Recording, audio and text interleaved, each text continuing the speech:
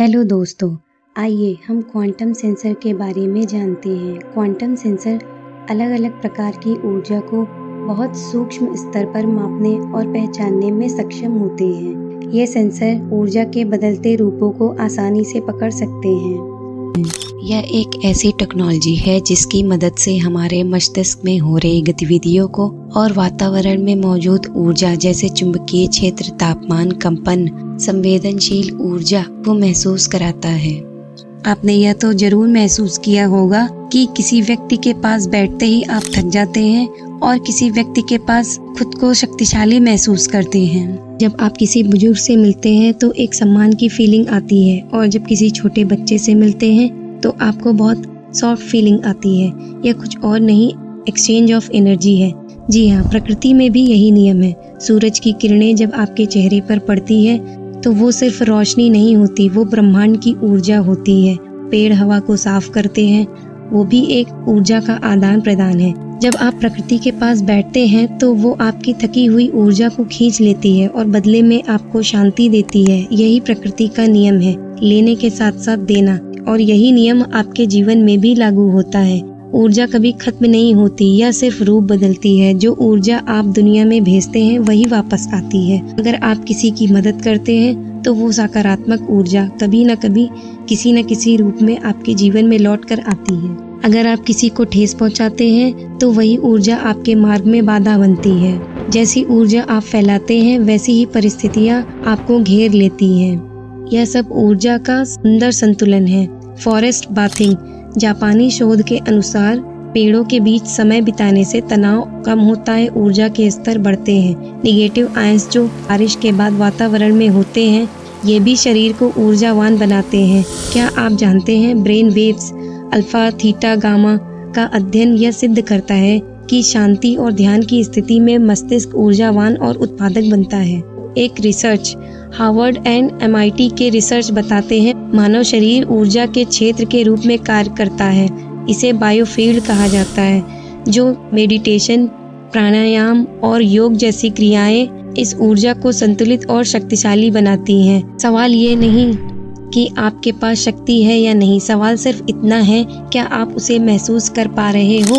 श्रीमद् भागवत गीता में श्री कृष्ण ने अर्जुन को केवल शब्दों से नहीं बल्कि अपनी दैवी ऊर्जा और दिव्य दर्शन से उनका मनोबल बढ़ाया। यह दर्शन, जिसे विराट रूप कहा जाता है, वह एक तेज ऊर्जा का पुंज था जो अर्जुन के भीतर बैठे डर, भ्रम और शोक को पूरी तरह से समाप्त कर देता है।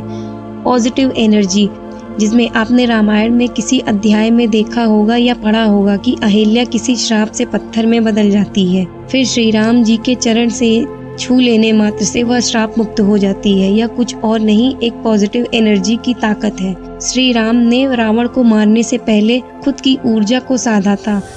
शिव की तांडव शक्ति भीतर की ऊर्जा का नृत्य है।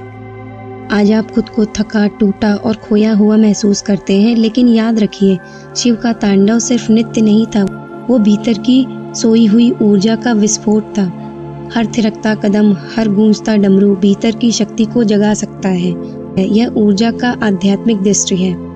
हम प्रकृति का ही स्वरूप हैं। हम प्रकृति से जुड़कर अपनी ऊर्जा को ध्यान साधना से जागृत कर सकते हैं। आपने सुना होगा कैसे गौतम बुद्ध ने प्रकृति से जुड़कर अपनी ऊर्जा को पहचाना था। उन्होंने वनों में एकांत साधना से शुद्ध ऊर्जा का पहला अनुभव किया और शांत प्रकृति ने उनके मन के विक्षेपों को शांत किया। जब प्रकृति से जुड़ने के लिए आप किसी पेड़ के पास जाते हैं, बैठते हैं, वह आपको सिर्फ छाया ही नहीं देती बल्कि ठंडी ऊर्जा भी महसूस कराती है। जब कोई पेड़ लहराता है तो उसकी हर पत्ती से ऊर्जा की लहरें बहती हैं। जैसे तुलसी, बिल्व वृक्ष और नीम आयुर्वेदिक ऊर्जा का स्तंभ है।